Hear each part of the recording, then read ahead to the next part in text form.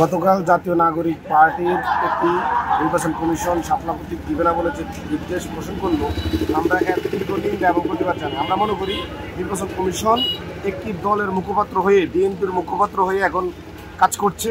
BNP যাই বলছে নির্বাচন কমিশন তাই করছে, এবং বর্তমান নির্বাচন কমিশনের ভূমিকা হচ্ছে যুব দলের সভাপতির ভূমিকার মতো, এবং বিএনপির দপ্তর সম্পাদক বলা যায় বড়জোর ওনাকে।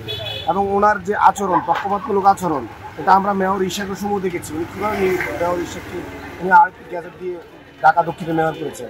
আমরা মনে করি যদি শাপলা প্রতীক যদি আমাদের এনসিপির নির্বাচনী প্রতীক না হতে পারে জাতীয় প্রতীক হিসাবে, তাহলে জাতীয় প্রতীক হিসাবে যে ধান শীষ রয়েছে, তার পাট পাতা রয়েছে, এগুলো বাতিল করতে হবে। বিএনপির যে ধান শীষ প্রতীক সেটাও বাতিল করা উচিত একই যুক্তিতে। তাছাড়াও আমরা দেখছি অনেক দলের প্রতীক রয়েছে কাঁঠাল, যেটা জাতীয় ফল, তাহলে সেটা কিভাবে সম্ভব? যদি জাতীয় শাপলা যদি জাতীয় ফুল হয়ে থাকে, এদেরও যদি হয়, তাহলে জাতীয় ফল সেটা কেন নয়?